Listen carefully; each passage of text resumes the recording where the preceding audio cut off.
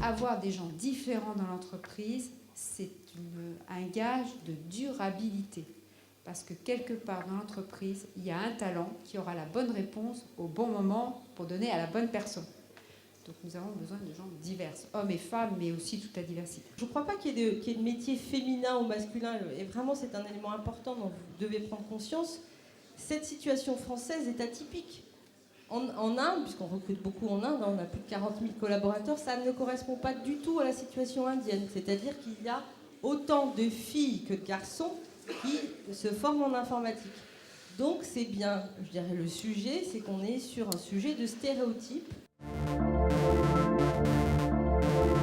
Dans notre politique de recrutement, on est là aussi volontariste en proposant, en demandant à ce que dans la shortlist des candidats, il y ait au moins une femme.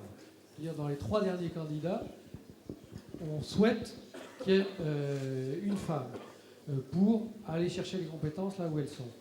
Et on impose que dans le comité de sélection, c'est-à-dire dans l'équipe qui prend la décision au final, là aussi il y a une femme pour qu'on ait un point de vue féminin et qu'on donne toutes leurs chances aux candidates féminines. On travaille avec les lycées. On fait des visites de nos sites industriels, on fait un partage des métiers justement pour lever ces stéréotypes et pour permettre aux jeunes femmes de voir les métiers qui pourraient les intéresser dans le monde industriel. Ensuite, on a des accords au sein de l'entreprise parce que finalement la période la plus délicate pour une femme dans sa carrière, c'est ses maternités. Donc on a des accords pour qu'elle ne soit pas pénalisée ni financièrement ni dans la reprise de son poste par la suite. Dans quelle mesure vous pouvez vous aussi contribuer à lever l'autocensure? Est-ce que vous pouvez jouer sur des leviers de ce type-là pour finalement dire à une jeune femme ou un jeune homme, va donc intégrer un service où tu seras minoritaire, va donc intégrer un service où a priori ça ne paraît pas être de ton monde, c'est possible, tu peux t'épanouir, etc., etc. Moi, je crois beaucoup au rôle modèle. C'est-à-dire que dans une entreprise, quand il y a des rôles modèles masculins ou féminins, il y a une attirance. C'est très pratico-pratique. Je me projette dans cette personne-là qui travaille sur une balise chez Michelin, qui a une équipe de 10 personnes et qui a fait avancer la recherche chez Michelin. Moi, je crois beaucoup à ces relations entre les écoles, les universités et l'entreprise qui font qu'il y a ces allers et retours à travers les étudiants. Les femmes ont envie d'être reconnues dans leur carrière, c'est-à-dire en évoluant, puisqu'on quand on dit carrière, on imagine l'ascension de responsabilité dans l'entreprise. Est-ce qu'elles ont envie d'être reconnues de la même façon que les hommes? Je pense qu'il n'y a pas d'envie spécifique des femmes. Elles ont envie de se réaliser dans leur travail, elles ont envie de gagner correctement leur vie et d'être reconnues à leur juste niveau de compétence. Et ça vaut pour les hommes aussi. Voilà. Et il n'y a pas d'envie spécifique. En revanche, la façon de vivre le management, probablement notamment le leadership, globalement se vit différemment chez les jeunes femmes ou chez les femmes que chez les hommes.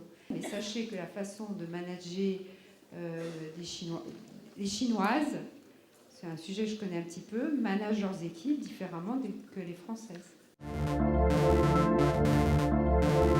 Sur 134 pays qui représentent 93% de la population mondiale, où se situe la France?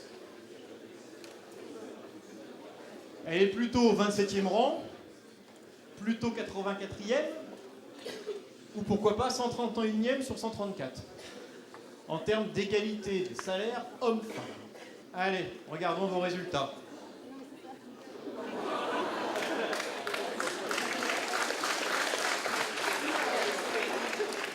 C'est très intéressant. Ceux qui ont gagné sont majoritaires. 36,77%.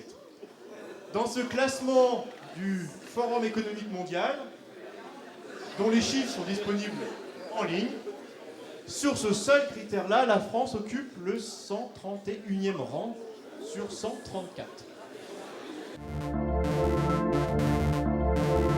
Quels sont les conseils que vous souhaitez leur donner, un ou deux conseils, pour que justement ce sujet dont on parle aujourd'hui, on en parle différemment dans 10 ans ou 15 ans ici? Vous pouvez vraiment construire votre parcours Et ça peut se faire en fonction, effectivement, des priorités que vous donnez à votre vie, que vous soyez homme ou femme.